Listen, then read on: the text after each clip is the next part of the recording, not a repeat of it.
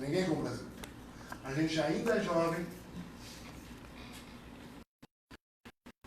A gente gasta mais que o Japão, que tem mais de 3 vezes o número de idosos. A gente gasta como a Alemanha, que tem mais que a Alemanha e mais que a França, que tem bem mais idosos que o Brasil. Mais de 2 vezes o número de idosos. Ou a gente gasta como a Grécia. Conseguiu. É uma boa companhia, né? Estava dando errado, eu troquei. Deixa eu mostrar aqui só para vocês rapidamente. Eu vou ficar pulando de apresentação, mas deixa eu mostrar para vocês rapidamente um pouco qual é a razão desse rápido crescimento do gasto. Quer dizer, olha, crescer em mais de 5 pontos do PIB em 20 anos, o gasto federal, graças ao aumento do gasto de previdência, é um número imenso. Tá? Cada ponto do PIB, 70 bilhões de reais. Um crescimento de 350 bilhões de reais. A área da Previdência cresce atualmente 50 bilhões por ano. Esse crescimento está acelerando. Tá? Cada ano que passa está crescendo mais rápido o gasto de Previdência. 50 mil por ano. São 2 bolsos famílias por ano. Se quiser ajudar. O programa que mexe em 40 milhões de pessoas, 2 por ano. É o crescimento do gasto de Previdência. E crescemos. Qual é a razão disso? Por que o gasto cresce de maneira tão acentuada no Brasil? Demografia.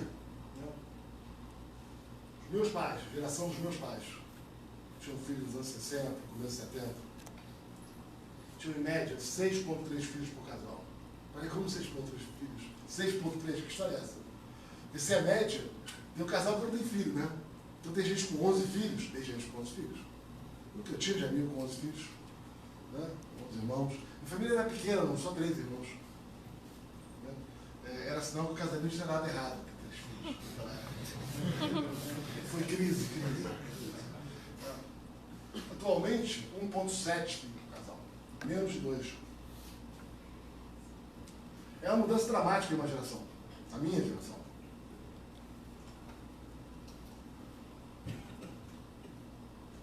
E o que houve? Esse número de filhos não é estranho. Era o normal. Era o normal no mundo. Era o normal no mundo europeu, até o fim do século XIX, começo do século XX. Era o normal na América Latina, até, 3/4 da década passada. Tinha-se muitos filhos e eles morriam muito cedo. Eu peguei ainda regiões do Brasil, estados grandes do Brasil, em que a mortalidade infantil era de 30%. Nasciam 100 até os 5 anos de idade, 30 tinham morrido. Hoje no Brasil é 12 por 1000. Era 300 por 1000, 12 por 1000. É uma queda impressionante da mortalidade infantil. Que foi a causa disso tão rápido? Fatores simples: urbanização, saneamento, vacinação. Coisas básicas, a gente sabe isso, né? Os grandes fatores que transformaram a expectativa de vida foram fenômenos simples de saneamento e cuidados básicos, como lavar as mãos.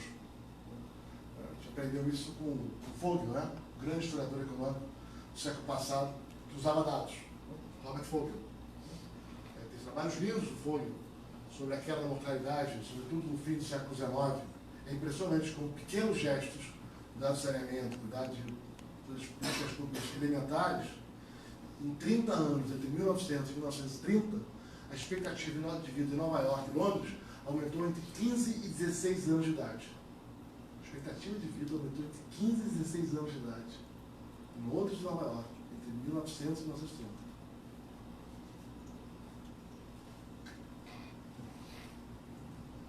Bom, o que aconteceu? Essa geração teve muitos filhos e, ótima notícia, não morreu. Isso é, 20 anos depois, essa geração chega no mercado de trabalho uma quantidade imensa de jovens.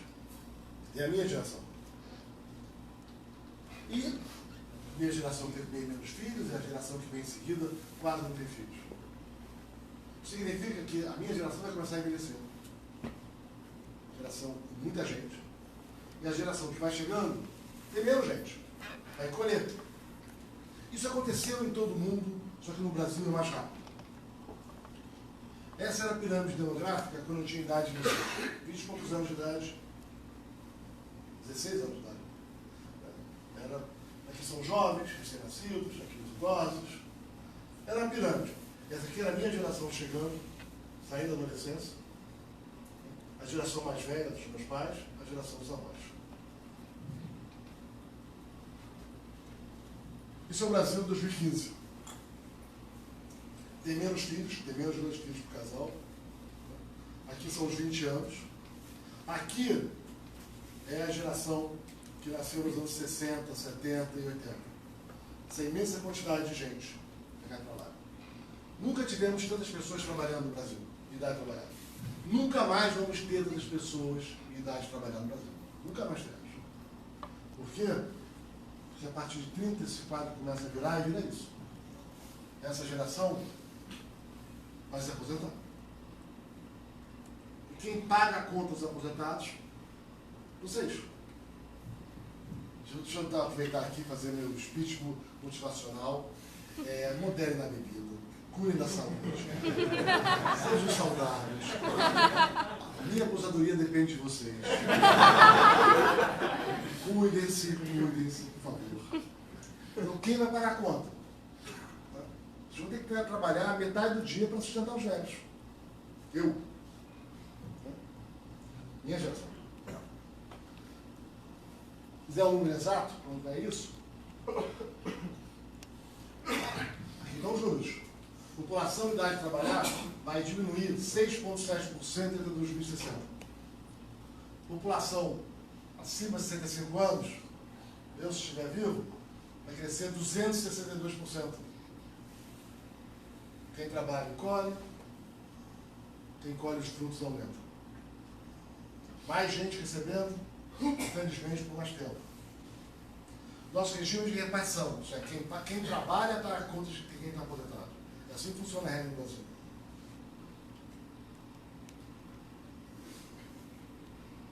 Não é à toa, isso aconteceu nos principais países. O Brasil só é atrasado.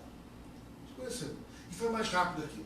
Em geral, a França aconteceu esse processo da França, tomou aí 3, 4, 5 vezes mais tempo. Dependendo de como você marca o começo e o fim dele. Só para terminar aqui os dados da Previdência, aqui estão os jovens, quem trabalha, fazendo corte de 60 anos, os jovens, 2.000, quase 8,5 trabalhadores com idade ativa para cada aposentado. 8 para 1, 8 trabalhando, 1 aposentado. 2030, 4, 8 para 4, que é a metade. Olha como cresce o número de pessoas e meio. Agora, vem 60, cresce a conta. Os aposentados. Então, esse é um pouco o quadro da Previdência. Quer dizer, o mundo fez reforma da Previdência há 20 anos, 30 anos. As pessoas estão irritadas, está polêmica, a manifestação na rua, não gostam. O governo faz reforma, não é reeleito. Há 30 anos, há 20 anos atrás, não agora. Agora foi, agora a gente ficou pobre. Já perdemos o bonde. Já foi. Agora é damage control. Isso aqui foi o crescimento do gasto de previdência social entre 88 e 2015. Aqui é o percentual do PIB, aqui é o percentual dos mais velhos. Olha o quanto cresceu o percentual de idosos, 80%, mas olha quanto cresceram as despesas, 230%. A despesa cresce 3 vezes mais que o número de idosos. Porque o Brasil permite aposentadorias precoces. Precoce é um homem se aposentar aos 55 anos de idade, em média. E não é o pobre. Quem se aposenta aos 55 anos de idade é o trabalhador formal, em geral com curso superior, ou pelo menos ensino médio, que está entre aí os 10% mais ricos do Brasil. Vai, 10% é elite para mim. Aí você fala, não, mas é como? 10% é 5, 6 mil reais por mês. O Brasil é um país pobre. Má notícia. Renda média do Brasil, 2.500, 2.000 reais por mês. O Brasil virasse Cuba, todo mundo recebe igual. Por que não é o caso de Cuba? A festa vai de preço igualitário, 2.500, 3.000 reais por mês. Esse é o Brasil. Ah, mas é muito pouco. É, nós somos pobres. Olha o esforço que a gente faz para ser pobre.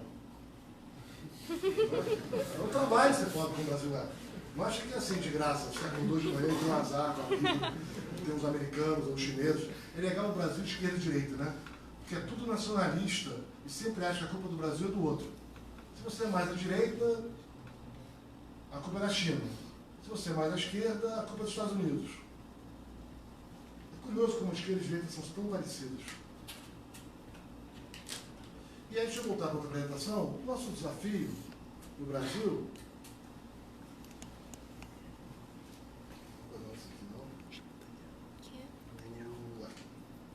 O nosso Brasil, se a gente quiser sair dessa armadilha, é crescer, aumentar a produtividade, gerar mais renda por pessoa trabalhando. Para cada unidade de capital que você põe, para cada real que você investe, para cada pessoa trabalhando, temos que gerar mais renda. Essa é a forma de enfrentar os desafios que nós temos. Agora, não vai ser fácil. E por que não vai ser fácil? Porque naquele auge do boom demográfico, muita gente chegando no mercado de trabalho, muita gente trabalhando. Como eu disse, isso aconteceu nos demais países. Aconteceu na Europa, nos Estados Unidos, no Japão. E o que os países fizeram no seu boom demográfico? Estradas, educação, infraestrutura, universidades. Sobretudo, educação e infraestrutura. Foi assim que a Europa fez. Foi assim que os Estados Unidos fez. Foi assim que o Japão fez. Agora eles estão velhos. Mas tem infraestrutura, tem educação. E são mais produtivos. E o Brasil, o que fez? Desperdiçou. O que virou todo o dinheiro da geração que trabalhava, né, jovens, dos anos 70, 80, 90, 2000? Não sei. Virou muita estrada? Não, não virou.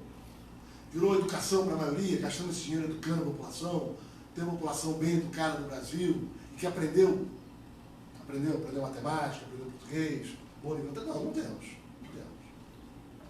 O que a gente fez com o dinheiro? Não sei. O BNDES doou 110 bilhões de dólares em subsídios. O seu dinheiro que foi e não voltou.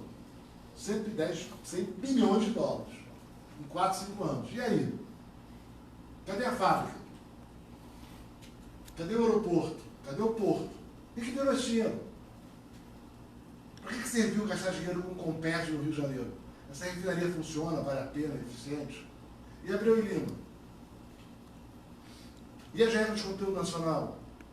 E o dinheiro para a indústria automobilística? Tem uma indústria automobilística moderna, dinâmica, inovadora. Ele jogou fora o dinheiro. Agora não tem dinheiro, não tem infraestrutura, não tem educação. O país ficou pobre. Dá para compensar? Não sei, né? Não sei. Agora que a gente perdeu a oportunidade, perdeu. Podia ter virado Chile. Se o Brasil tivesse crescido com aquela média de emergentes fora da América Latina, entre 94 e 2016, o Brasil hoje seria tão ruim quanto o Chile. Não estaria ruim, né? Aqui está tendo uma noção do crescimento do Brasil em relação a emergentes. A linha preta é zero. Aqui é quando a gente cresce igual aos emergentes.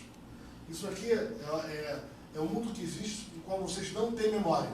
Pré-94. Hiperinflação. O Brasil crescia bem menos que os emergentes.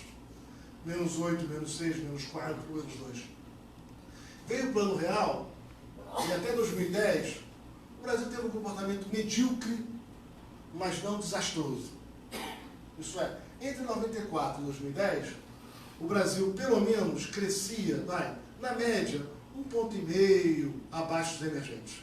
Às vezes passou aqui no começo do Real, às vezes passou aqui em 2010, em geral crescia menos que os demais, ali um acidente em 2010, não.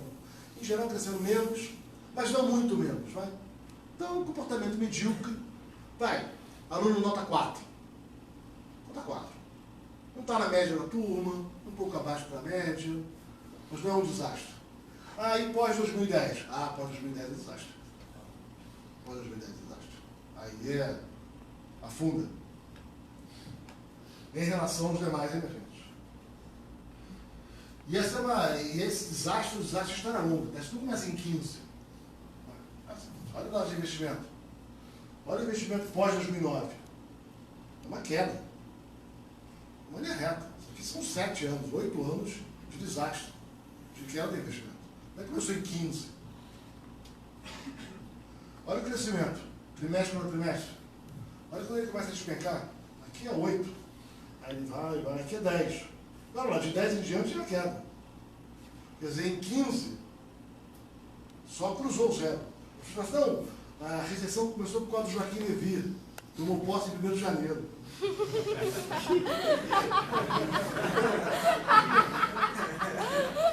Não, aqui, ó, o Joaquim. É óbvio que vocês estão vendo aqui, Joaquim.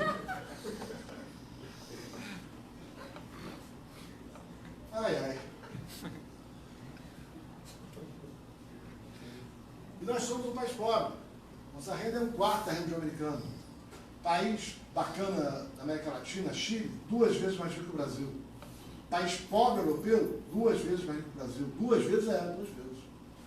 A Grécia, a Grécia é bem mais rica que o Brasil, gente. E um país rico de verdade, como os Estados Unidos, 4, 5 vezes mais rico que o Brasil. E a gente sabe, a gente consegue saber a causa desse atraso. Você tem essas bases de dados imensas, né? Começaram a ser arrumadas aí nos anos 80, a 70, um pouco mais de países, dados feitos nos anos 50. E a gente sabe a modelagem macro para tentar controlar os efeitos, aquelas barrel regressions, e muita base de dados auxiliar que foi construída, né, para estimar impactos de instituições, regras do jogo e outros aspectos sobre o desenvolvimento. Então, dados indicadores de funcionamento do judiciário, da infraestrutura, de características da população. O que a gente pode afirmar hoje com algum grau de segurança? Você sabe o seguinte, vou falar um pouco de economia talvez aqui, se tiver tempo. Vou falar depois de economia. Vai, vou falar aqui. A gente sabe que pouco menos, melhor estimativa atual, pouco menos da metade da diferença de renda entre país rico e país pobre, pouco menos da metade, é investimento em educação. Isso é, se o Brasil tivesse a infraestrutura americana, as fábricas americanas, a energia americana, os postos americanos e a educação americana, nós teríamos aí 60%, um pouco mais, um pouco menos, da renda per capita americana. Mas por quê? Se eu tenho mesma educação nos Estados Unidos, a fábrica americana, a infraestrutura americana, por que nós somos só 60%? O que falta? O que falta? O que explica o resto da diferença? Porque o produto do trabalhador, você pega a renda total do país, a renda total, e divide pelo total dos trabalhadores. Tudo que foi gerado de renda naquele país, naquele ano, divide. Vamos tomar os Estados Unidos como sempre. Ele é o parâmetro. Laranja tem Coreia. Em 85, a Coreia era pouco mais de 40% da renda do trabalhador americano. Em 15, a Coreia enriqueceu. Desculpe, Taiwan. É 85%. A Coreia conseguiu dobrar nesse período. Em relação à fronteira do mundo, que é os Estados Unidos. Vermelho é o Chile. O Chile hoje tem metade da renda per capita americana, metade da produtividade americana. Aqui está a China e a Índia, aqui embaixo. E dependendo da base de dados que você usa, a China, que está em verde, já passou o Brasil. Mas são os dois azuis, a Coreia sobe e o Brasil cai. O Brasil ficou mais pobre em relação ao resto do mundo nesse período. 30 anos. 30 anos. E por que isso? Qual é a causa do atraso brasileiro? Eu tenho que corrigir depois aqui o infraestrutura. 4 principais causas que a gente pode separar. Primeiro, baixa educação. Segundo, infraestrutura. Então, uma população pouco educada em relação aos nossos pares, temos uma infraestrutura deficiente em relação a países parecidos. As regras do jogo, as instituições que modelam a economia de mercado no Brasil são deficientes, elas induzem comportamentos oportunistas e elas tomam muito mais tempo e desgaste para resolver o problema do que em outros países, eu volto a isso. E a proteção de empresas ineficientes. Vamos chegar lá. Vamos por partes. Aqui um pouco dados de educação. Aqui são dados do Ricardo Paz de Barros. Aqui é quantos países gastam em educação. Tem estudo aqui. Para quem não consegue ler, tem Dinamarca, Nova Zelândia, Suécia, Costa Rica, até China. Laranja é sempre o Brasil. O Brasil gasta bem com educação. Aqui em 2014 gastava 5,5% do PIB, esse dado está próximo de 6% do PIB. A gente gasta bem mais do que os países emergentes em geral com educação. Bem mais. A média aqui mundial, 4%. Estamos para países emergentes, um pouco mais de 4%, são só países emergentes, um pouco menos de 4%. Então gastamos bem com a educação. Nós nos esforçamos como nunca.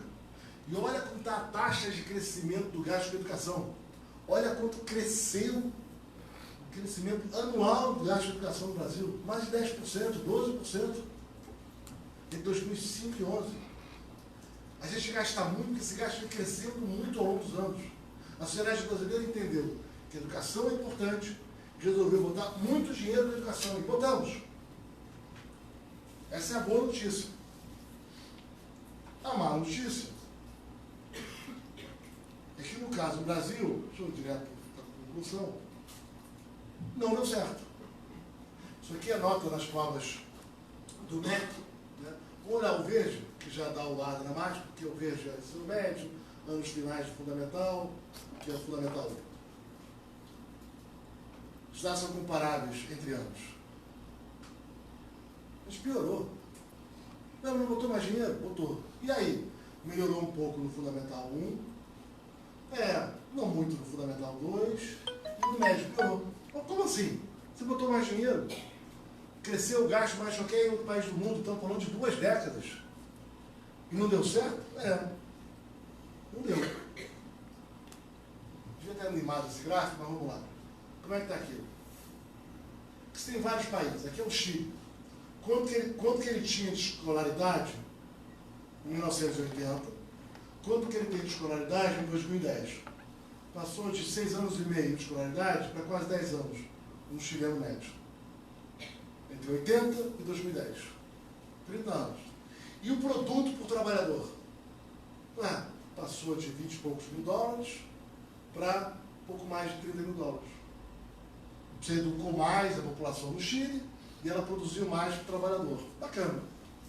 Vai 3 vezes. Razão 3 para 1. A cada ano a mais, gera 3 a mais, 3 mil dólares a mais. Malásia também. Malásia tinha 4 anos e meio de escolaridade em 80, agora tem quase 10. Né? E o produto cresceu de 10 mil dólares para quase 25 mil dólares. 2 vezes e meio. A cada ano a mais. Não é mal. China também, 3,5.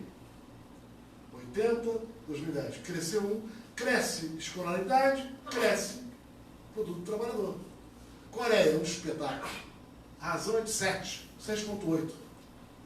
Notável crescimento da escolaridade, um notável crescimento da produtividade. E o Brasil? O Brasil deu errado. Conseguimos educar bastante a população, aumentamos a escolaridade e não aumentamos o produto. Mas o que deu errado aqui? Como diz o PB, a gente conseguiu inventar uma educação que, felizmente, não coaduna com o mercado. Não está suposto dar no mercado. Por quê? Eu não sei para que serve. Por que não aumenta a produtividade? Hoje não, fazemos grande pesquisa acadêmica também não. O que aconteceu? Não sei. E a gente sabe. Quando a gente compara, com a saída da piada, o aprendizado dos jovens, que é um fundamental para se aprender cedo, você carrega para a vida, que é a linguagem, nós chegamos, no meio da adolescência, atrasados. Nós não conseguimos ensinar português e matemática direito para os jovens. E o resto tudo vai embora. Não aprendeu português e matemática? Pois é. Deu zero. É muito difícil e muito caro você vai depois todas as pesquisas de Heckman e 500 mil autores.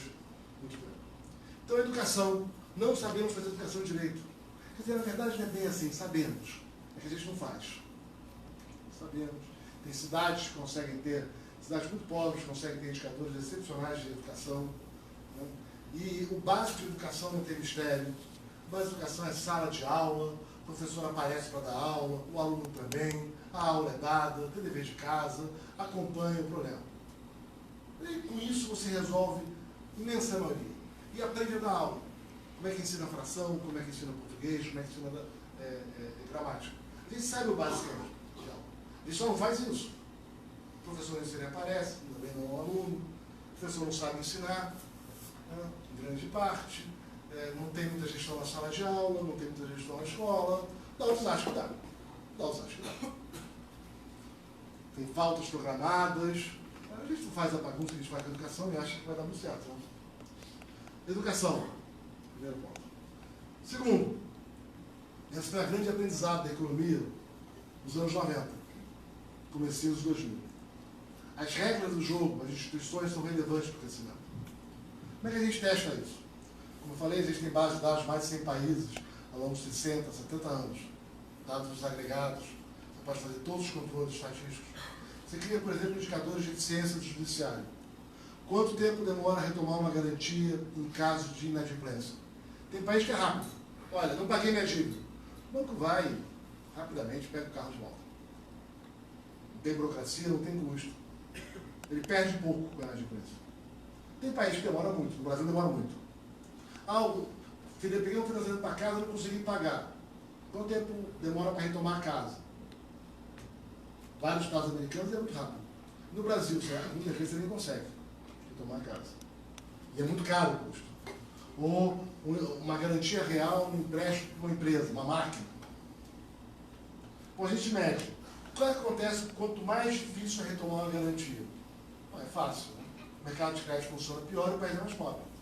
Países onde é mais difícil retomar garantias, ficam mais pobres em relação à fronteira do mundo.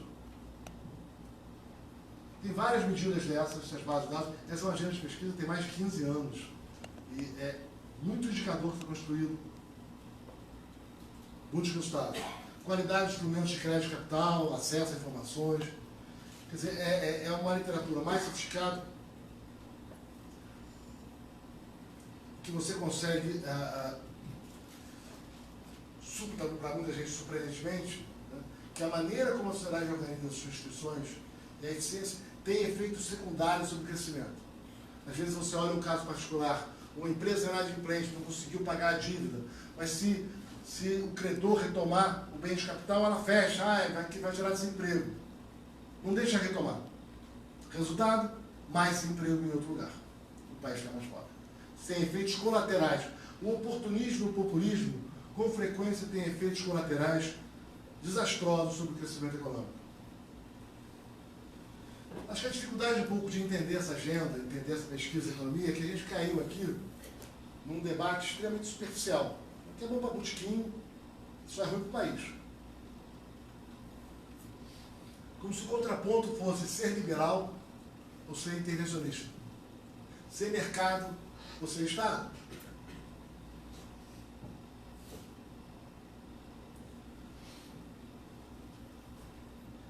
É muito mais complexo do que isso.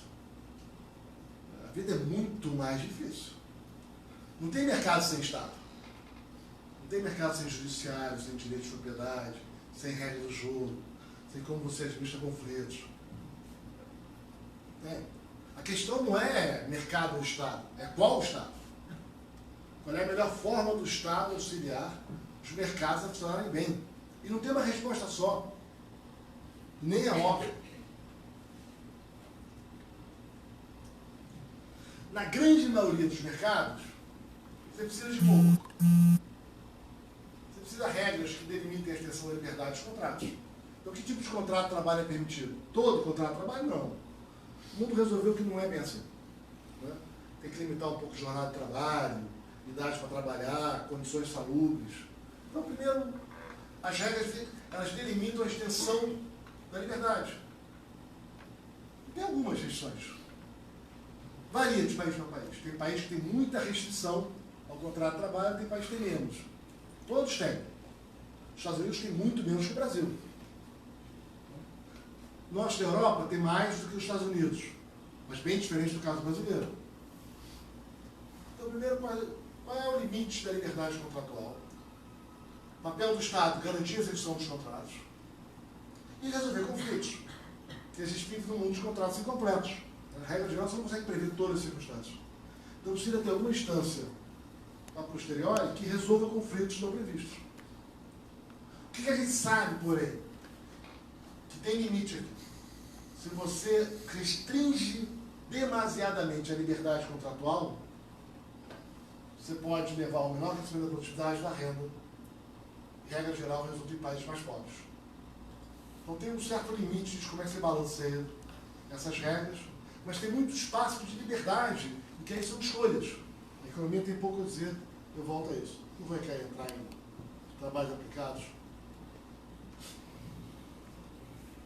E o debate não é sobre a necessidade de regulação e intervenção. Isso é falso debate. Isso é debate para animar a criançada ou oportunista de plantão. O debate é qual a regulação eficiente? E depende do caso, não tem regra geral. As regras que tornam mercados de bens de consumo duráveis, não duráveis, e vários serviços eficientes, não são as mesmas que permitem o desenvolvimento eficiente da oferta de energia. É um mercado extremamente complicado. Muitas vezes nós, economistas, temos que desenhar mercados que eles não existem. Como é que eu faço um mercado para venda de direito a transmitir dados em ondas? Não existe esse mercado, não tem direito de propriedade. Como é que você faz isso? Como é que você faz o leilão para isso? Não era trivial. Se achar que fazer leilão para privatizar ou vender coisa, é que nem leilão de arte, rasga o diploma de economista. Regra geral não é, depende das circunstâncias. Tem leilão de empresas ascendentes, com 1000 regras diferentes, depende do caso, possibilidade de conluio. Tem técnica, não é essa superficialidade que a gente viu. Acha que fazer leilão é vender obra de arte, dá a bobagem que deu o leilão de telefonia no Brasil. Não é assim que se faz leilão. Depende das circunstâncias, depende das características do bem, depende das características do mercado. As regras de intervenções, por outro lado, também podem se tornar disfuncionais. E elas podem ter um efeito contrário ao pretendido. As regras de intervenções mal feitas podem levar o país à pobreza. A gente assistiu isso. O governo tinha uma ótima intenção, queria reduzir o preço da energia. Interveio no setor elétrico. Bom, acabou, né? Ninguém mais quer investir no setor elétrico, não tem mais energia, está caro, é disfuncional. Foi uma lambança assim. Não acho que o objetivo era destruir o país. Não sei. Mas o setor foi para o chão. O setor foi para o chão. E assim, provavelmente, foi só uma inacreditável incompetência de alguém que não fazia, de alguém em um governo que não fazia a menor ideia do que estava fazendo. E a gente está pagando o preço disso há 6 anos e vamos pagar muito mais, porque o setor de energia foi destroçado. Ninguém quer investir, as empresas estão em situação difícil. Recuperar a confiança vai ser, sei lá, quanto vai custar, como é que faz. Conversa com o investidor e vê quem está disposto a montar uma hidrelétrica no Brasil. Você não tem energia, como é que faz para crescer? Não sei, não. As concessões mal feitas. Todo mundo está em crise aí. Fazer concessão, né, faz um leilão e vende. E o BNDES põe o dinheiro e tudo dá certo. Olha o desastre que está por as concessões do último governo. Agora, tem regra. E a regra bem desenhada é fundamental. Então não basta privatizar. Qual é a regra? Qual é a regulação? Quais são os mecanismos de controle do Estado? O liberalismo é uma forma bastante sofisticada do Estado intervir na economia. Não é trivial. Não é não ter Estado. É qual Estado você vai ter. O liberalismo é permitir liberdade contratual até um certo limite, mas quanto?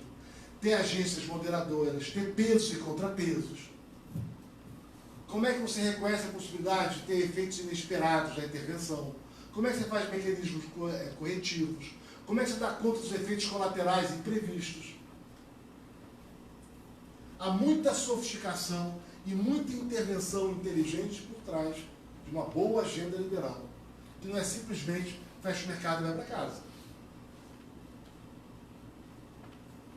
No Brasil, certamente, a intervenção na liberdade contratual é excessiva em vários setores. Quer dizer, a gente tem um poder público e um poder legislativo profundamente autoritários no Brasil, em que, né, o legislador ou o jurista de plantão acha que sabe o que é melhor e diz pode ser assim, não pode ser assado, e intervém nos contratos. Isso tem levado à decadência do mercado de crédito, à dificuldade de investimento em infraestrutura, e isso é parte da razão do atraso brasileiro. Quer dizer, o básico que você espera para a infraestrutura é que você vai começar um grande projeto com vários financiadores, um projeto que demora anos de investimento e depois tem décadas de geração de benefícios, você sabe quais são as contrapartidas de regra do jogo. Olha, vamos aportar aqui alguns bilhões de reais, um investimento complexo. Eu preciso saber o seguinte, quais são as minhas obrigações? Qual é a regra do jogo?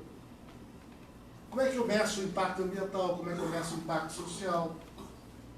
Qual vai ser o mecanismo de resolução dos conflitos que vão eventualmente aparecer? E olha, se for mal feito isso aqui, dá zebra. Porque se é mal feito isso, tem pouco investimento. Mas se tem pouco investimento, tem menos crescimento. Na década passada, a estimativa é que desde os anos 90, 1/5 do menor crescimento da América Latina e do Brasil em particular em relação ao leste asiático decorria da falta de investimento em infraestrutura. Má notícia, piorou desde então. Eles não conseguem fazer estrada, não conseguem fazer metrô, não conseguem fazer hidrelétrica, não conseguem fazer porto.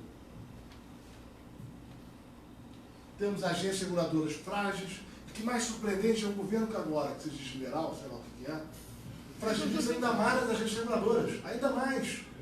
Você quer fortalecer as agências de Estado, não enfraquecê-las. Você não tem atribuição clara das regras do jogo. Qual é a obrigação da agência, qual é a obrigação do Ministério. As regras são o tempo todo modificadas. O tempo todo. Olha o que aconteceu no setor elétrico e telefonia. Está todo mundo no chão. A má notícia, todos perdemos. A intervenção atrapalhada, esse capitalismo de laços, como denomina meu amigo Sérgio Lazzarini, todos ficaram mais pobres. Mesma coisa acontece com o comércio exterior. É caótico o nosso sistema de comércio exterior. Caótico. E não é que é tarifa demais, não é isso.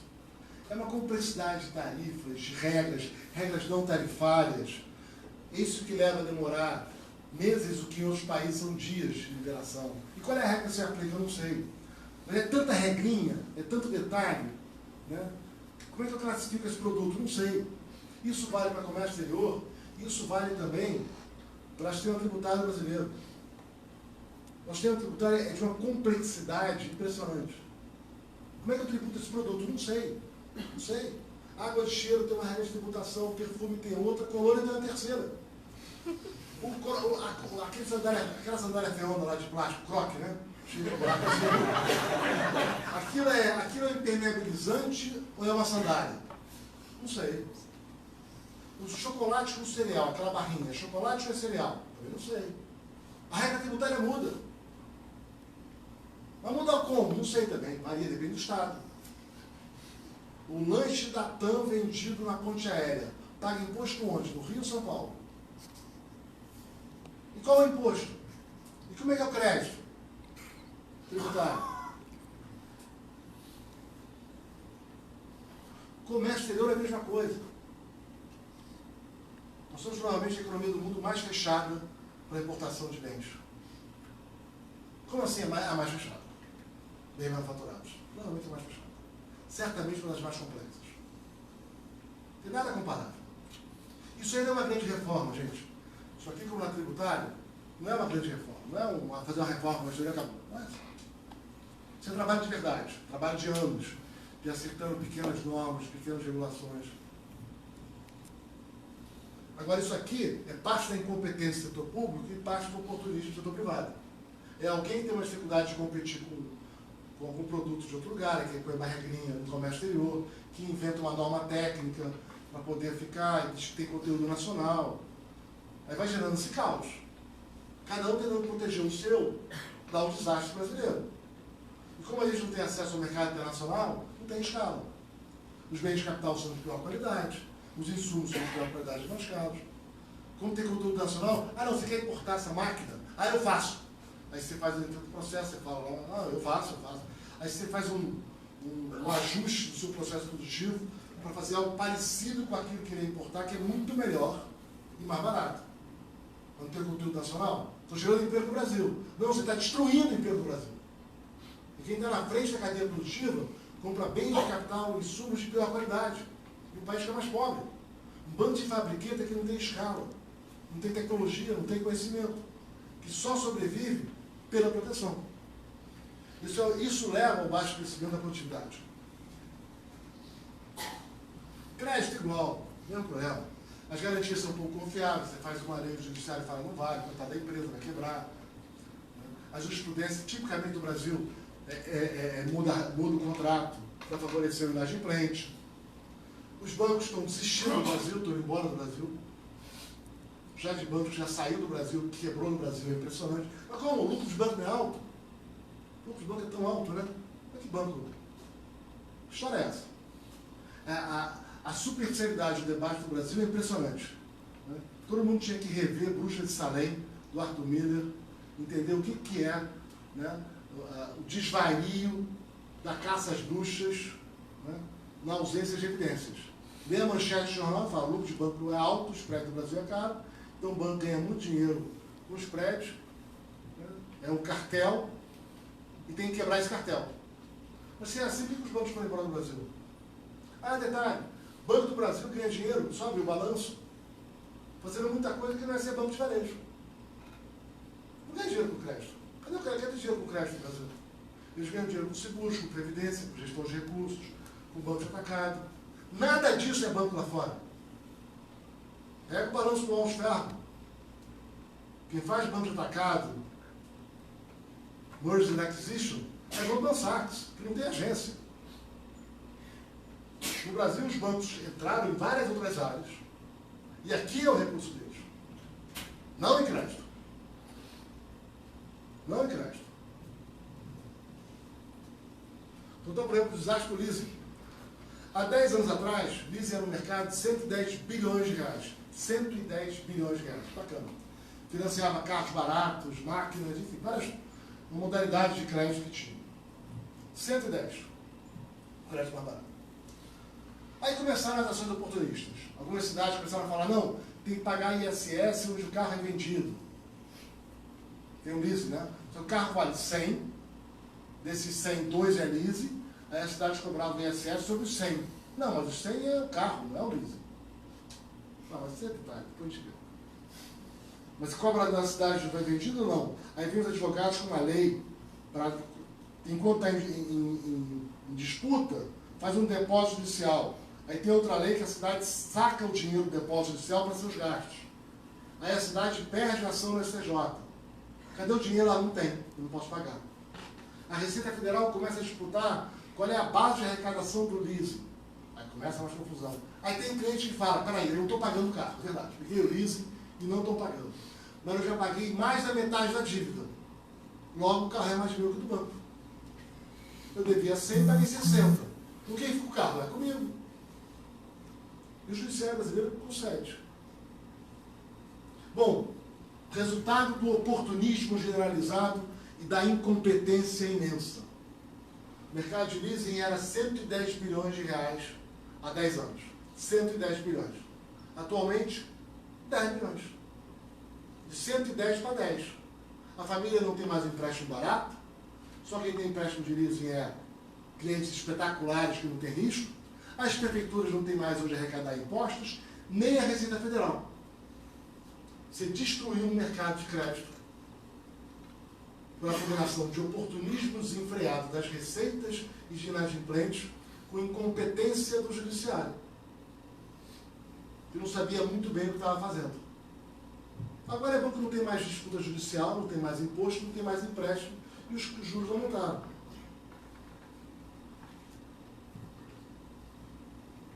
E aqui tem muita pesquisa, tem muito trabalho bacana, trabalho inclusive de professores que foram nessa casa aqui, Departamento de Economia, publicados nas melhores revistas lá fora, com grupos de controle, mostrando que toda vez que tem reformas que melhoram a qualidade das garantias, a segurança jurídica das operações, você reduz juros e aumenta o volume de crédito. Mas é muito trabalho. Por outro lado, intervenções e decisões judiciais que rompem contratos têm efeito inverso. Aumentam os prédios, reduzem o crédito, prejudicam o investimento e o crescimento.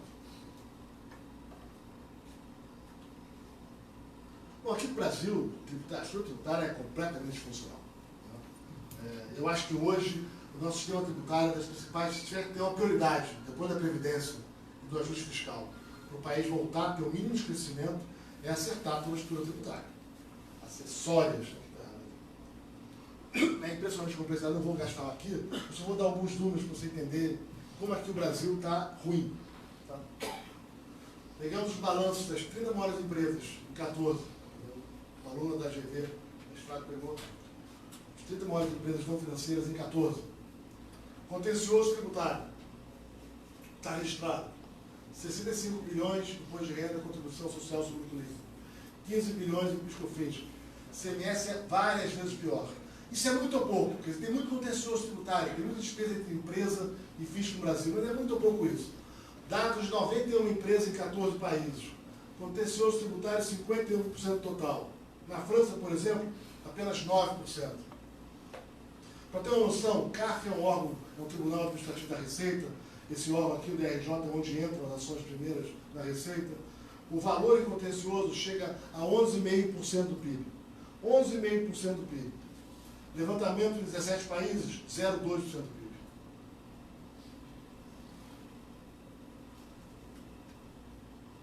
É astronômica, 50 vezes a diferença. 50 vezes o contencioso tributário das empresas do Brasil, em relação à média dos países. É algo assim, é muito errado.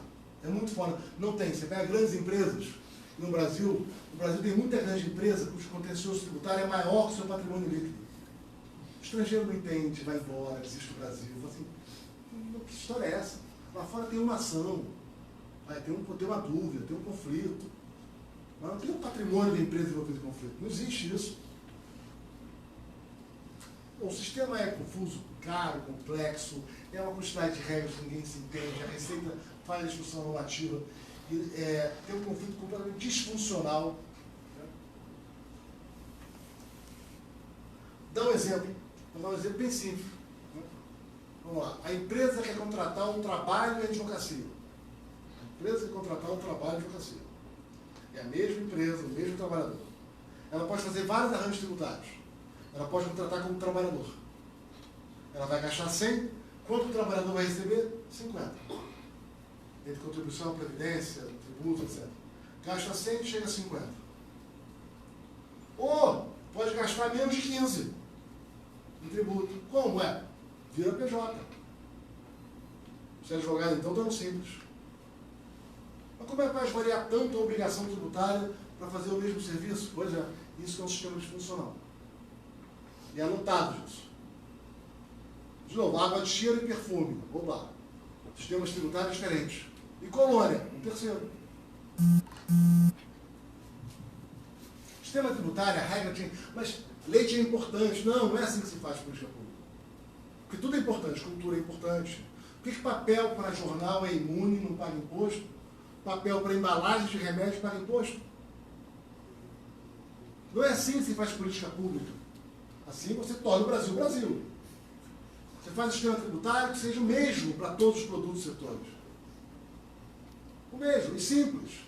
Aí você quer fazer uma política para ajudar o consumo de cesta básica, você faz uma política pública para este fim.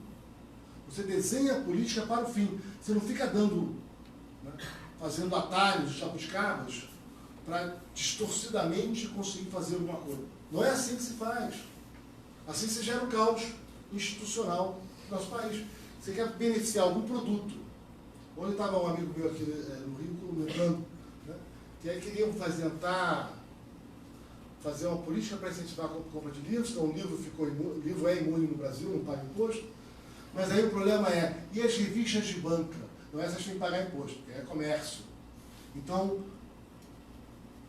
exclui os periódicos. Aí alguém se tocou depois. Mas e as revistas acadêmicas, paga até com o dinheiro do governo. E são periódicos. Aí vira um caos.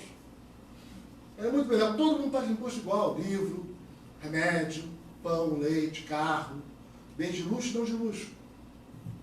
Você quer fazer política para os mais pobres? Você faz política para os mais pobres. Faz. Faz um Bolsa Família, faz programas específicos. Mas você vai na causa raiz. Você não faz o puxadinho.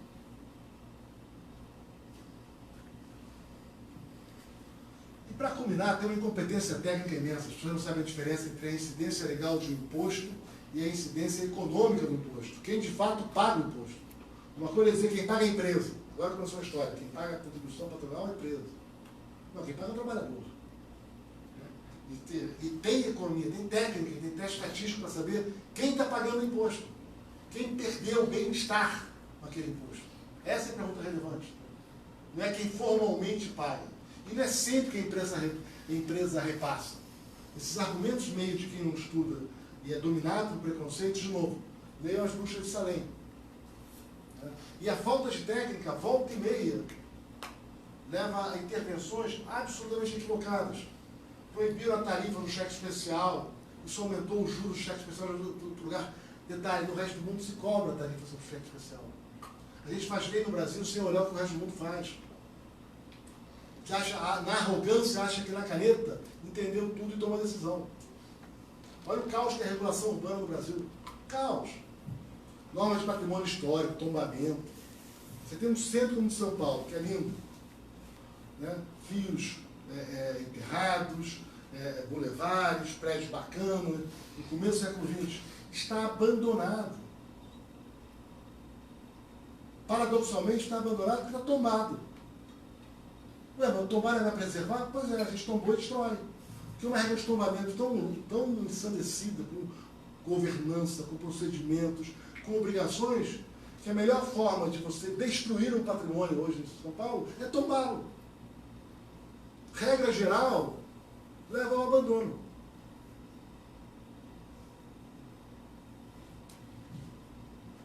O centro de Lisboa, sobretudo o Chiado, que escapou do... Chiado de fora, que escapou do maremoto, uma parte dele. Mas o grande centro de Lisboa foi destruído naquele terremoto em meados do século XVIII. Marquês de Pombal era lá era o dono do espetáculo, então.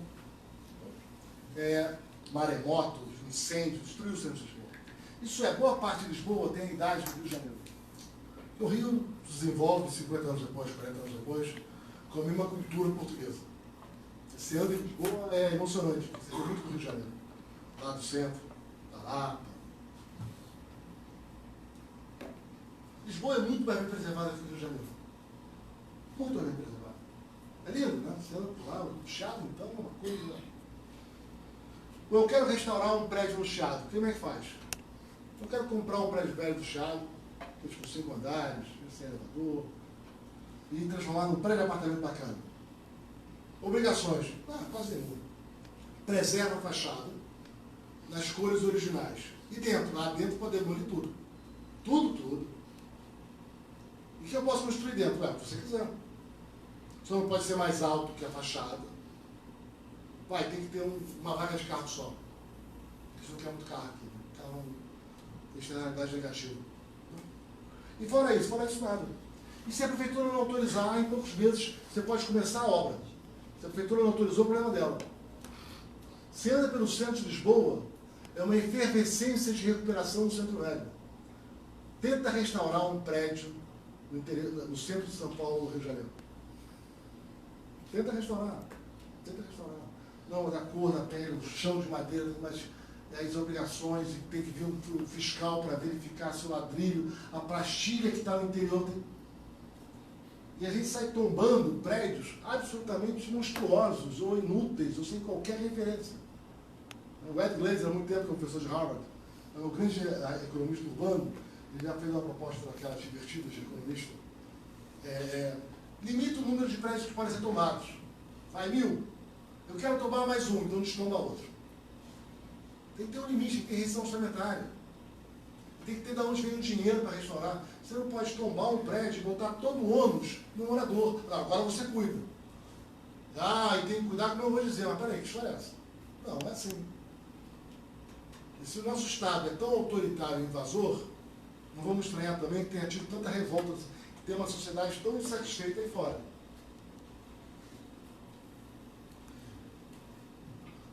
Gente, vou parar bem por aqui, mas só para dar uma noção eu falei de uma quarta causa do atraso, é a proteção de empresas eficientes. Né? Aqui é um gráfico simples. Aqui não tem nenhuma potência de no mundo, tá? Então tem o Chile ali, mas tem Brasil, Chile, China, Colômbia, Rússia, Peru, México. Aqui é a produtividade da empresa. Para quem gosta disso, é o logaritmo do valor adicionado sobre o total dos trabalhadores. Tudo bem? Produtividade. Idealizado. Aqui é o percentual, função da densidade de probabilidade. Aqui é o percentual de empresas naquela área. Mais produtivas, menos produtivas. Mais empresas aqui ou menos empresas. Bom, olha como o Brasil é linha cheia, é isso que interessa. Olha o que acontece com o Brasil. O Brasil tem mais ou menos a mesma distribuição de empresas que os demais. Tem empresa boa, empresa média, empresa ineficiente.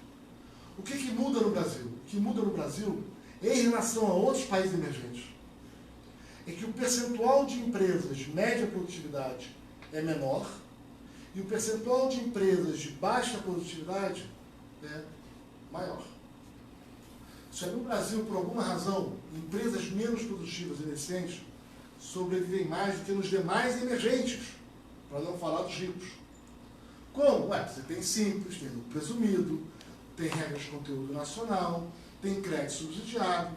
A intervenção atrapalhada no Brasil acaba viabilizando que empresas ineficientes sobrevivam, mas isso retira capital e trabalho das melhores empresas. A mágica da economia de mercado é empresas ineficientes quebram, vendem suas máquinas, os trabalhadores ficam temporariamente desempregados, arrumam emprego em melhores empresas, a produtividade cresce, cresce o salário e a renda do país. É esse ciclo de surgir novas empresas mais eficientes e fechar as empresas em setores ineficientes é uma parte importante da explicação de que os países ricos são ricos. Entre 40% e 60% da produtividade, a maior, de países como os Estados Unidos em relação aos países emergentes, entre 40% e 60% decorrem, com os dados atuais, desse processo. Não proteger empresas ineficientes. Não proteger setor ineficiente. Deixar o ciclo da economia de mercado funcionar. Ué, não somos liberais de verdade ou não? Economia de mercado de fato ou não? Você só quer ter o lucro, se quebra, quer ser protegido? Eu adoro concorrência quando eu ganho. Quando eu perco, não. Aí é sacanagem. Desculpa a grosseria. Mas isso é o capitalismo brasileiro, né? Eu já passei do meu tempo mais do que deveria, mas só para... Já passei bem do tempo, né? Não. Uma hora já falando, não? Fala A mais gente 10 reservou minutos. por 2 horas, então. Não, eu quero fazer mais conversa também. Ah, beleza. Vamos aqui rapidamente aqui. Falar um pouquinho de economia rapidinho. Não perder a oportunidade. Isso aqui é a aula que eu dou para economistas que acabaram de entrar na faculdade. Falar um pouco de economia. Está aqui com vocês? Aproveitar. Um pouco a minha visão de economia, um pouco como é que eu... Visão um pouquinho diferente do que a economia em geral. E que casa com tudo que a gente discutiu até agora. A economia tem um tema. E o tema da economia é como as pessoas enfrentam dilemas. Esse é o grande tema da economia. Pessoas, sociedade. Como é que se lida com dilemas? Economia não é para dizer o que é melhor fazer.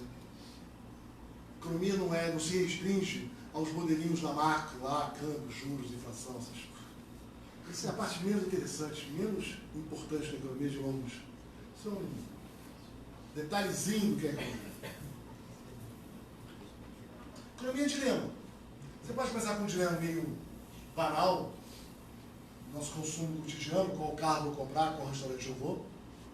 Posso olhar um problema de portfólio, ou seja, de uma empresa, onde é que eu vou investir. Eu posso dar dilemas duros da vida. Será que eu devo abandonar a escola e começar a trabalhar? O mais difícil ainda, que incomoda a gente quando a gente trata isso como dilemas. Será que eu devo cometer crimes? Tem crime feito por rico, crime feito por pobre, tem pobre que trabalha e não faz crime. Por que algumas pessoas de uma comunidade, rica ou pobre, escolhem por crime e outras não? Se é sobre dilema e a frase é tão vaga, será que também dá para tratar temas de casamento? Será que quantos filhos tem? Até que a gente escolhe quantos filhos tem? Parece que sim, né? Tinha uma geração que tinha 6 filhos, 1,3 em média. Então parece que tinha algo ali que levava. A maioria tem muitos filhos, agora tem 1,7. Parece que tem algo que vai para além do acidente ou de temas idiosincráticos. Uma mudança tão grande entre duas gerações, tem algo maior que talvez valha a pena ser estudado. Também quero saber como é que pode melhorar a eficácia de programas de política, por exemplo. Como eu posso ter uma política mais eficaz para reduzir a miséria? O tema da economia é dilema. E dilema, gente, sempre significa porém. Então, já fica aqui o recado seguinte. Se tem um economista que fala, tem uma maneira de melhorar a vida de todo mundo, não custa nada, vai todo mundo mais feliz. Deve ter algo de errado.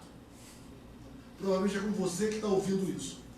Agora começa a ter solução fácil. Não é fácil, gente. O Estado gasta mais, a sociedade fica mais rica, isso gera mais renda, mais emprego, mais investimento, aí paga mais imposto, que paga o gasto público. Ué, bacana, né? Acabamos de inventar um modo perpétuo. É tão fácil ficar rico, é só gastar mais. Não é fácil. Pô, como é que ninguém pensou nisso antes, gente? Tão óbvio. Gastar mais, fica mais rico. O dilema significa, porém, regra geral, depois, é óbvio que tem casos de Pareto ineficiência, que dá para melhorar todo mundo, mas são casos muito raros, que requerem diagnósticos muito precisos, para entender quando a sociedade cria uma encrenca em que ela está num Pareto ineficiente. Então, o dilema significa, porém, olha, eu prefiro aquele restaurante, mas ele é mais caro, é mais longe. Eu posso ter um projeto bem mais lucrativo, mas ele é mais arriscado. Então, porém, começar a trabalhar antes permite ganhar dinheiro mais cedo. Mas estudar pode aumentar meu salário depois. Estou trocando salário, maior salário na frente, por maior salário hoje. Nada fácil. Cometer crimes pode permitir receber um dinheiro rápido. Mas pode resultar em culpa ou punição. Quer dizer, economia estuda o dilema, e o dilema, regra geral, nem sempre, mas regra geral, traz consigo o tema do porém. Tem isso, porém tem aquilo. Nunca é um jogo unidimensional gigante. Você vai ganhar de um lado e perder por outro. E dilemas não existem assim abstrato, não tem uma regra geral. Toda vez que eu estou um problema em economia, um dilema em economia, eu vou ter vantagens, desvantagens, e eu vou ter as condições de contorno, para entender. As condições não são as mesmas. Quais são as tecnologias, como está avançando a concorrência, quais serão exatamente as consequências, quem são os meus concorrentes. Os velhos problemas de escolha em economia.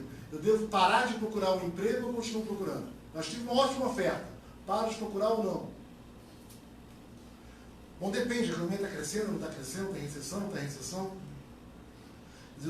Ao olhar o dilema, eu tenho que entender as situações do caso particular.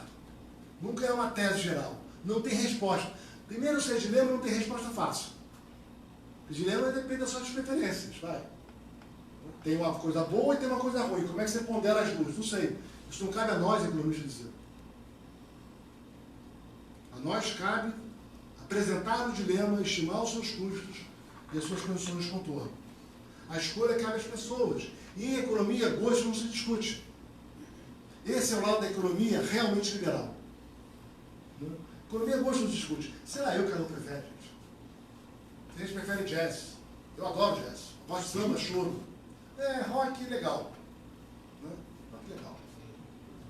Progressivo, então tem que pensar, quando começa aquele bate-staque que o pessoal gosta de eletrônica hoje, cai embora. Esse bate-staque é música para quem não sabe dançar, né? Porque ele bate o ritmo, né? Fica tudo igual, né? Fica todo dançando igualzinho. Tem nenhuma graça aqui na vida. Cadê o soul? Cadê, pô? Enfim, geração estranha de vocês. Pois não se discute, esse é o lado liberal da economia. Será eu que cada um prefere? Cada um tem sua preferência. Não interessa o que cada um faz na sua vida. A vida privada é de cada um. Aliás, é muito engraçado ser liberal e conservador nos costumes, né? Eu não sei como há uma contradição em termos ali. Esse é o Big Bang brasileiro, né? Eu podia tirar uma foto disso. Não é liberal, não é liberal. Né? Não sou liberal, mas veja bem. Sem muita liberdade. Liberal não é defender o que você gosta. Defender o direito do outro gostar do que você detesta. Liberal de verdade tem que defender aquele que tem opinião que você tem ojeriza. Aí o jogo fica sério. Senão é brincadeira. Tem gente que prefere empreender e inovar. Tem gente que tem um talento, tem um emocional para ser empreendedor e inovador. Tem gente que não, que gosta da rotina, da execução. Um é melhor que o outro. São diferentes, são complementares. Tem uma geração nova que adora a vida solteira. Experimentar para cá, experimentar para lá. Tem gente que não, gosta da rotina, gosta de se casar, ter filhos. Cada um sabe das suas dores e dos seus prazeres. Esse é o lado legal do liberalismo. Cada um vai ser o que quiser ser, gente, pelo amor de Deus. A diversidade, e esse é um ponto importante em vários argumentos teóricos da economia. A diversidade pode ser ilimitada. Isso aparece nos teoremas mais fantásticos do século XX da economia, como da impossibilidade da razão social do elo. Ele permite, naquele teorema, qualquer relação de preferência. Qualquer um é permitido. E dá talvez o maior teorema em economia da história.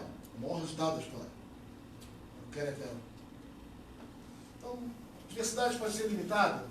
Assim é a vida, ao menos para nós, economistas. O que deveria ser, né? Outro ponto importante. Então, economia estuda dilema. Dilema implica, porém, não tem saída fácil. Depende das preferências. E as preferências podem ser qualquer uma. Não tem nenhuma regra. Não tem boa preferência ruim. Preferência é preferência, cada um sabe a sua. Vamos meter nas coisas dos outros. Também não quero que ninguém se meta nas minhas. Agora, a gente reage às regras. As pessoas reagem às regras. Esse é o ponto fundamental da economia. A gente gosta mais de samba do que mais de futebol do que de samba. Mas é isso, o preço do ingresso fica bem mais caro, o que eu faço? Vamos lá, perguntinha para vocês. Né? Eu não sei para quem conhece um livreto, que é uma delícia de livro. Delícia. The Armchair Economist. Quem não leu, que gosta de economia, leia. É uma delícia de livro. Delícia. Pega vários artigos acadêmicos, artigos de verdade, tá? Todos os artigos que ele cita ali tem dado, tem teste empírico, tem teoria, tem tudo direitinho, tá? Não é blá blá blá. Ele começa com esse caso aqui. Nos anos 60, 70, muito acidente de automóvel, e os Estados Unidos tornaram obrigatório o cinto de segurança. E a pergunta é, o que aconteceu? O cinto de segurança ficou obrigatório. Então,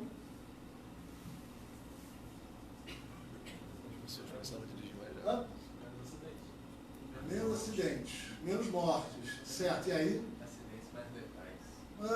Não sei porquê, não. Ué, as pessoas não reagem às regras? Se o carro está mais seguro, o que todos nós, que somos imbecis, aos 19 anos de idade, fazemos? O carro está mais seguro, o que eu faço? Corro mais, né? Tenho menos chance de morrer, né? Corro mais. Na hora que eu corro mais, o que tem mais? Eba! Então, por um lado, o cinto de segurança reduz a mortalidade numa dada velocidade. Por outro lado, as pessoas reagem às regras, passam a correr mais, e aí o número de acidentes aumenta. O número final de mortes pode aumentar ou diminuir, né? O pessoal vai testar empiricamente. O que aconteceu? Ficou mais ou menos o mesmo. Tá? As pessoas passaram a correr mais, tiveram mais acidentes. O número de pessoas que morriam ficou mais ou menos constante. De motoristas. Porém, aumentou o número de mortes de pedestres. O título do capítulo é Cinto de Segurança Mata. É bacaninha, né? Bacaninha.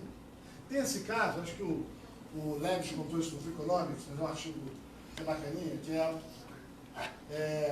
fizeram um experimento em Haifa, Israel, que ia começar a multar. Tinham lá as creches, selecionaram um certo grupo de creche.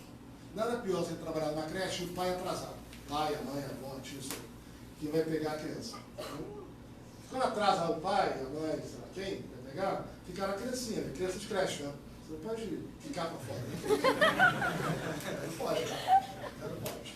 Então, tem que ficar lá a professora, a diretora, o segurança, todo mundo esperando. Estamos esperando a entrada de todo mundo. Então, as creches fizeram o quê? Vamos botar uma multa. Atrasou, está batendo multa. Qual foi a consequência dessas... E aí, fizeram controle. Tem um grupo de creches na região que não tinha multa. O que aconteceu com os atrasos na creches com multa? Aumentou. Pagar multa. Atrasou. Aumentou. Assim, caramba, aumentou. Porque eu não sei, gente, não tem multa. Pois é, tá errado. Tira a multa. O que aconteceu com o atraso nas creches que tinham multa antes? Quando eu botei multa, o atraso aumentou. Eu tirei multa, o atraso não caiu. É mais difícil, gente. Qual a especulação que a gente tem sobre isso aqui? É o seguinte: atrasar tinha um custo moral. Era feio. Ninguém sabia muito bem como. Eu tinha certeza. Isso é uma expectativa, um chute, tá? Conjectura. Então, tinha certeza. Não sabia que ia ser muito ruim. Eu não sei como é que eu vai me avaliar se atrasar. Na hora que botou a multa, eu sei. O atraso custa X reais. Aí você paga. Agora eu sei qual é o valor da multa, não tem nenhum problema. Eu topo multar, eu topo atrasar.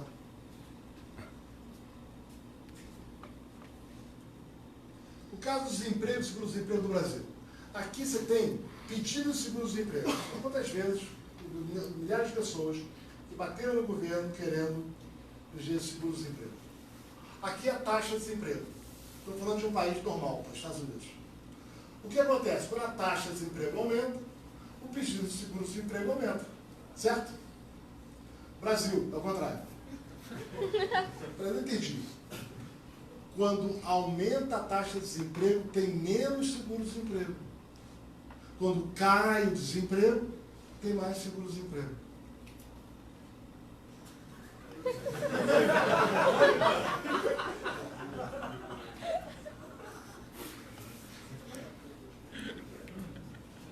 Então,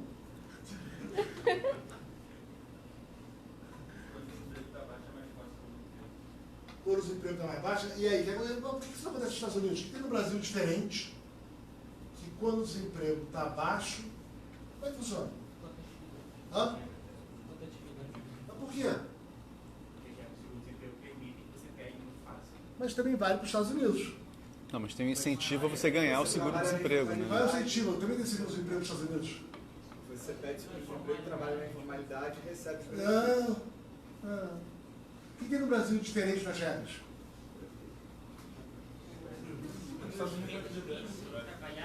FGTS. Vamos lá. O que acontece então? Eu estou empregado. O mercado de trabalho está muito bem.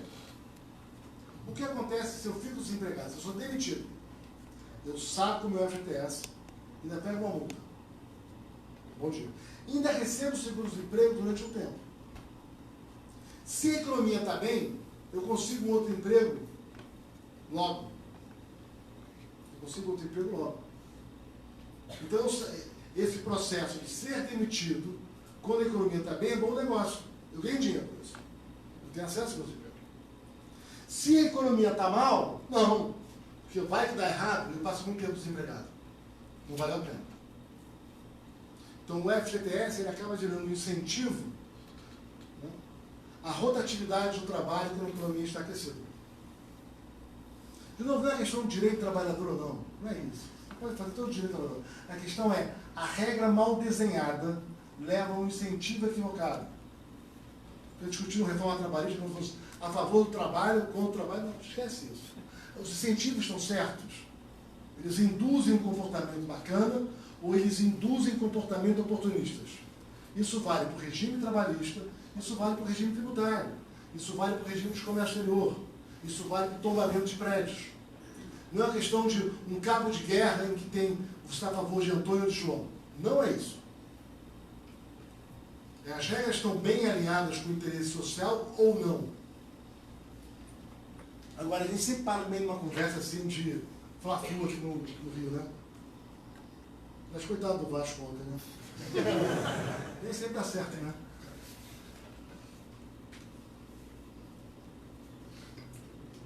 Eu quis jogar naquele estádio vazio, né? Estranho. Enfim, eu sou tão velho que sou da época que o Maracanã tinha geral. E a gente ia de torcida organizada, de jogo fora do Rio de Janeiro, de ônibus. Vamos lá. Bom, o ponto da economia é a escassez. A economia é o tema, uma parte dos dilemas vem da escassez. Tem escasso, não tem ideia. Tem que... Aí, como é que ele administra a escassez, os incentivos para a geração de renda? Como é que ele administra a escassez? Né? Nos anos 70 teve o choque do petróleo. De repente o preço do petróleo nos pegou por 4. Vai acabar o petróleo, o mundo vai ficar mais pobre. Como é que faz com isso? Aí, vários países tiveram relacionamento. Então, quando eu tinha, sei lá, 10 anos de idade, menos, posto de gasolina abria fim de semana. Você tentava evitar, né? Como é que um economista reage a um choque do petróleo e à falta de gasolina? Qual é a solução? Faltou gasolina. Está faltando gasolina. O que você faz?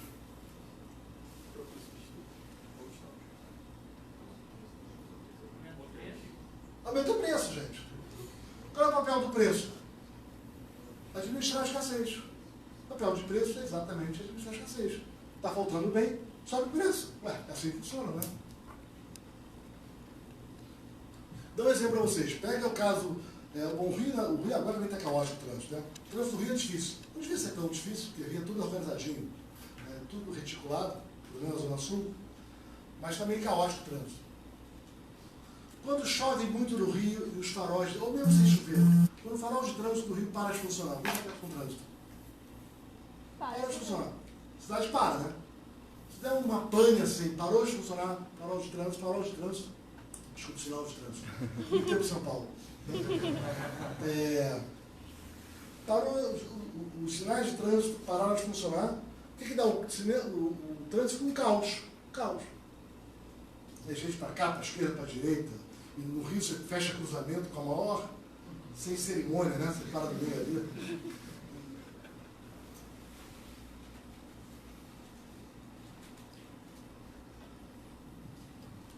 Agora vamos pensar uma economia de mercado. Quando eu penso em economia de mercado, não sei se deve ter refletido sobre isso, né? Deve ser o termo de primeiro curso de economia.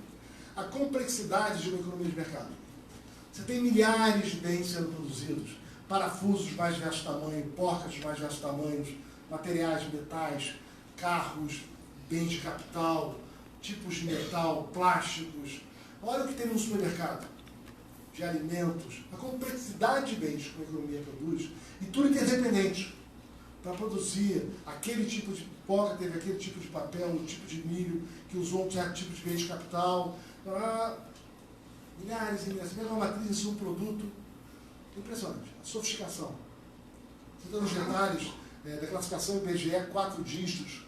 Como é que coordena isso? Como é que eu sei o quanto aquele tipo de máquina eu tenho que fazer, quanto aquele tipo de papel, o quanto aquele tipo de milho para cá, para lá, é milho para fazer álcool, não é? Milho para fazer ração, que tipo de ração para que tipo de animal, vou botar no trem para a esquerda ou para a direita? Como é que se dá esse processo de coordenação da economia de mercado? Porque a economia de mercado, de repente, não tem um congestionamento que tem uma cidade como o Rio de Janeiro, quando os faróis queimam. Quando os faróis queimam, dá engarrafamento. É carro demais numa rua, de menos na outra. Sobra carro para a direita, falta carro para a esquerda. E uma economia de mercado? Como é que não sobra parafusos de um determinado tamanho nesse ano e falta do outro? E era para produzir parafuso desse tamanho? Caramba, errei. Produzir desse. Ah, você precisava de mais energia? Ai, fiz mais carro. Era bem de capital assim, eu fiz assado.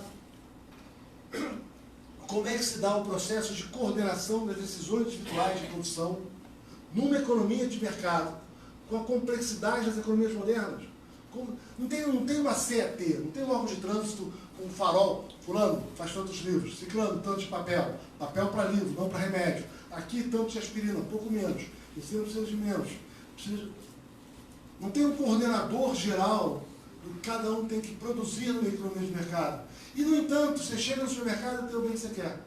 Você é um empresário, tem os insumos que você quer. Como é que se dá essa coordenação numa economia de mercado? Quem são os faróis de trânsito de uma economia de mercado? Preço. Lei de oferta e demanda. Preços. Os preços. O farol é o preço, é o sistema de preços. Preço é o grande sinaleiro da economia. Ele fala, está demais isso aqui, está faltando aquilo ali. O preço é o grande coordenador, o sistema de preços, a genialidade do sistema de preços. Eita, agora foi.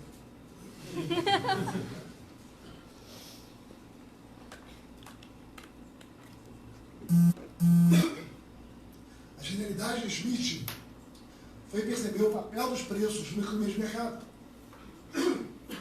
Essa é a genialidade. E depois vai ser elaborado toda a teoria do geral, teoria dos jogos. Teoria dos jogos, depois vai ver como é que eu desenho as regras quando não tem preços, toda a teoria de desenho de mecanismos, vinda de Myerson, princípio da revelação, para quem o Elon também contribuiu tanto. Espero que vocês aprendam tudo isso, tá? Tem vários mecanismos de coordenação, de definição de regras, para além dos preços. Os preços funcionam em muitos casos. Em geral, os preços funcionam. Nem sempre. Muitas vezes as regras não permitem mercados, você tem que criar os mercados, tem que criar os incentivos.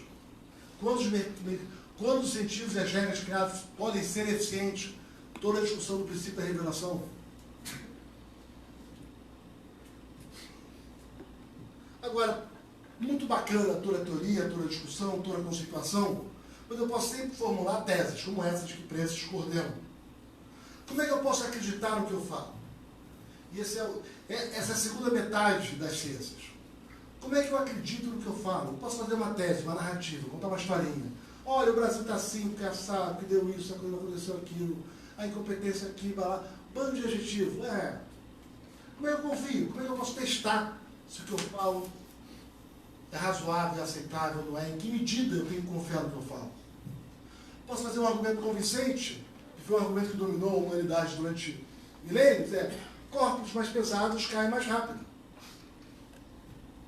Aristóteles tinha sua inteligência, achava isso. A humanidade achava isso. Até Galileu, corpos mais pesados caem mais rápidos. Pois é, não é verdade. Não é verdade. Como é que eu testo se aquela conjectura, se aquela tese tem alguma aderência aos dados ou não? A boa teoria, ela é boa. Não é quando ela é uma narrativa que dá conta do que aconteceu. Eu conto uma grande narrativa. Aí conversa de Pushkin. A boa teoria, ela fornece uma conjectura precisa a ser testada. Eu tenho algo que eu posso testar.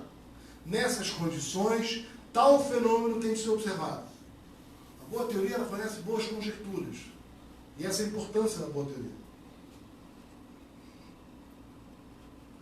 Agora, como é que eu vou saber? Porque eu posso contar lá e os dados podem parecer validar o que eu estou dizendo. Eu posso, sei lá, pegar uma série de dados aleatórios e chegar num gráfico como esse. Em vermelho, eu tenho o gasto americano em ciência, espaço e tecnologia. Em vermelho, ao longo dos anos.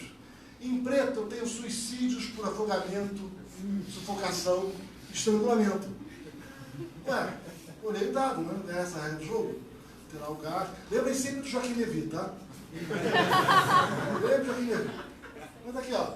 Gasto americano em ciência, espaço, tecnologia, suicídios, por aí fora. Vamos juntinhos, né? Olha só. Será que o gasto em ciência e tecnologia leva ao aumento de suicídios? Então, vamos pegar outro aqui legal. Isso aqui, o vermelho, é o número de pessoas se afogaram caindo numa piscina. Em preto, é o número de filmes que o Nicolas Cage apareceu naquele ano. Faz sentido, vai. Numa boa, né? Não rola, né? Como é que eu sei? E é um velho tema, e esse é um tema bacana que a economia contribuiu tanto. Como é que eu identifico causalidade? Qual é a estratégia de identificação? Como é que eu posso ter segurança que de fato tem um teste aqui? Que parece que A causou B. Isso é um ponto importante para vocês que estão fazendo, sei lá, de economia, a maioria, talvez, mas verdade não cabe na ciência. Sei que eu estou numa escola religiosa, eu não devia falar isso. A religião começa com verdade. A verdade cabe na religião, cabe na filosofia, aí você pode ter muitas verdades. Na ciência não tem verdade.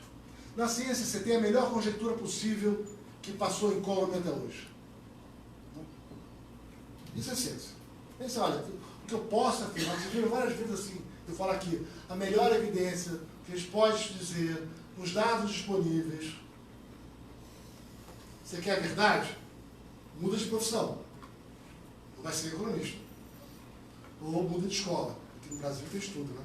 Fez tudo aqui. Né? Outra aqui, mais armas, mais crimes. Aqui é o dado do Daniel Cerqueira, que foi aluno dessa escola. Né? Variação do percentual taxa de homicídios, diversos estados, variação da prevalência de armas. Mais armas, mais crimes? Não dá. Não dá para afirmar. Isso é só uma correlação. A causalidade pode ir de um para o outro lado. Não dá para afirmar. Deixa eu dar um exemplo para vocês. Meados do século XX, havia uma crença generalizada entre os economistas que havia gente demais no campo. E, sobretudo, nos países pobres. Tinha gente demais. O Arthur Lewis, depois ganhou Nobel, de economia. Tinha gente demais no campo. E as pessoas do campo não eram produtivas. Elas não eram produtivas. A produtividade marginal era zero do trabalho. Era tanta gente, sabe? Você tinha que tirar as pessoas do campo e levar para as cidades. Porque iam para a indústria e iam ficar mais produtivas. Tinha gente afirmando que você podia tirar até 25% das pessoas do campo, no caso da Índia, Paquistão, e levar para as cidades. Não é uma tese, né? Tem gente mais no campo. Né? Se tirar as pessoas, a produção não cai, porque estão sendo improdutivas. Ué, como é que eu vou saber? Essa era a tese. Essa tese moldou muito das políticas desenvolvimentistas dos anos 50, 60. Então, a gente vai rico se tirar as pessoas do campo, elas vêm para as cidades, a produtividade aqui é maior do que lá, e lá zero. Esse é um grande economista que as pessoas esqueceram. Grande economista. Theodore Schultz. É um dos pais da escola de Chicago. É um dos pais da escola de Chicago, ele não é de Chicago, ele é de Iowa, nos anos 40, o economista estudava agricultura.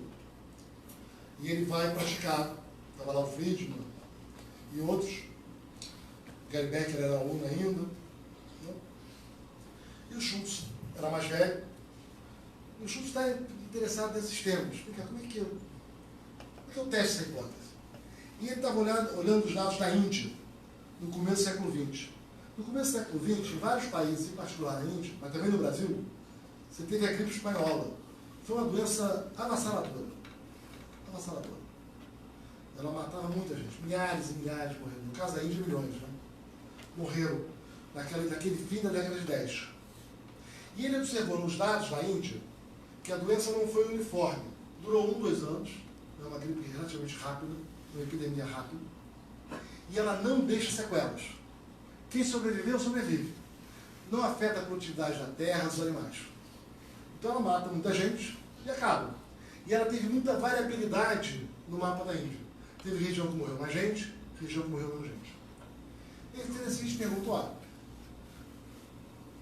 meus pares dizem que se eu tirar a gente do campo, a produtividade não cai. Agora, para testar isso, eu preciso ter uma saída meio aleatória das pessoas do campo. Bom, a gripe espanhola, de maneira trágica, tirou pessoas do campo de maneira meio aleatória. Depois da gripe, algumas regiões tinham 6% a menos trabalhadores, outras 10%, outras 4%. Será que a produtividade do campo, depois da gripe, é igual adiante? Se a tese usual estava certa, deveria ser. A produção deveria ser a mesma. Se a tese usual, que a produtividade do trabalho era zero, tinha gente mais, depois da gripe, a produção deveria continuar a mesma. O número de pessoas caiu 6% em média, a produção não devia cair.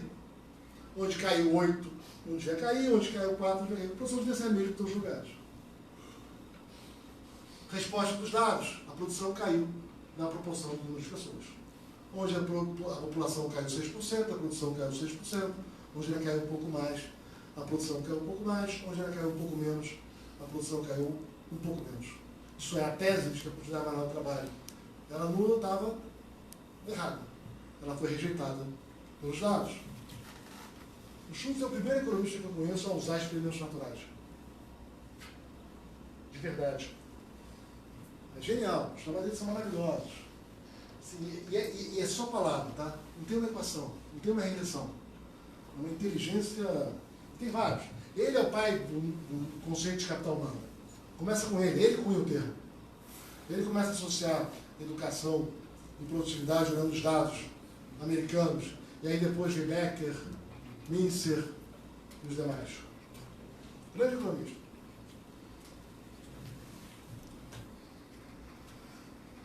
Eu quis terminar falando um pouco de economia para vocês, e aí eu fecho aqui. Eu acho que os grandes desafios que nós enfrentamos não é só o desafio do debate de ideias, da concorrência entre ideias, mas é também o desafio de quais são as regras do jogo. Quais são as regras do jogo para o debate? E o debate tem regras do jogo. Acho que uma parte importante das regras do jogo do debate são, primeiro, como é que eu testo as minhas conjecturas, como é que eu formulo os meus argumentos. Eu formulo com argumentos que são testáveis empiricamente, ou eu simplesmente conto uma narrativa e quero vencer o argumento pela força. Não vai entrar. Como é que é isso? É narrativa, né? Ou eu estou testando pedaços de conjecturas que podem ser rejeitados pelos dados e nós podemos discutir estratégia de edificação. Eu confesso que as narrativas já me cansam. Né? Antigamente eu já tinha paciência de ficar debatendo com narrativas. Acabou. Né? Muita perda de tempo. Muita perda de tempo. Meu irmão Samuel Pessoa ainda tem mais paciência do que eu.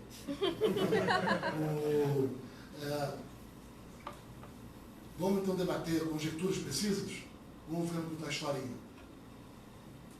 Acho que essa é a primeira. O segundo é saber qual é a nossa limitação como economistas. A nossa limitação é conhecer bem a teoria, conhecer os dados, os testes empíricos e mostrar os dilemas, as consequências, as opções, os custos e benefícios de cada caminho. Não é dizer qual é o caminho. Vocês veem que eu falei de previdência, falei de desafio, falei de aposentadorias precoces, falei do crescimento do gasto, de como é sustentável. Vou falar mais. Aposentadorias e salários serão reduzidos no Brasil. Aposentadorias em geral e os salários de servidores serão reduzidos. Isso não é uma promessa, isso é uma constatação. O dinheiro acabou. E vai envelhecer, não vai ter dinheiro para todo mundo. Ou vai ser de uma maneira organizada, com uma reforma, ou vai ser de uma maneira desorganizada, porque não tem dinheiro para pagar em dia, porque acabou o recurso, porque o país está naufragando, né? Porque mais cedo ou mais tarde a capacidade do governo se endividar acaba, e aí volta a inflação, e aí vai ser corrido para a inflação, não sei. Agora, encaminhar a solução, qual o tipo de reforma, quem paga a conta, como paga a conta, esse é um debate da política. Eu queria terminar assim. O nosso papel é subsidiário. O nosso papel é oferecer os dados, as evidências, conhecer os dados. É inaceitável que vocês, que são tão jovens, com tanta tecnologia, às vezes não conhecem os dados. Os dados estão aí, são fáceis. As evidências, os bons trabalhos acadêmicos. Tem tanta evidência, tem tanto trabalho. Esse é o nosso trabalho. Não é fazer a escolha. A escolha cabe à política. Até porque envolve dilema. Envolve dilema. Não tem esse papo, não. Se é bom para o país, o Congresso vota. Não é assim, não tem bom para o país. Tem até aí alguns casos. Na regra geral, são dilemas que vão envolver ganhos e perdas. E como é que se lida com ganhos e perdas? E quais são as preferências, quais são as escolhas? Essa é a arte da política. É negociar, é conversar, é chegar a acordo, é construir soluções. Nesse momento em que a política é desvalorizada, me preocupa. Porque dá a impressão que tem uma saída boa para o país e uma saída ruim para o país. Uma saída ruim tem várias. Em particular, a rejeição da política. Porque é lá que se dá a negociação, é lá que se dá a conversa, é lá que se administram os ganhos e perdas. Então, quando a economia deixa de saber do seu papel, que é saber dos dados, das evidências, das conjecturas testáveis, e quando se transforma o que é um debate da política, de escolhas sociais difíceis, como se fosse uma saída técnica, o mundo está de ponta cabeça. E aí é o caminho mais rápido para realmente não dar certo. Obrigado.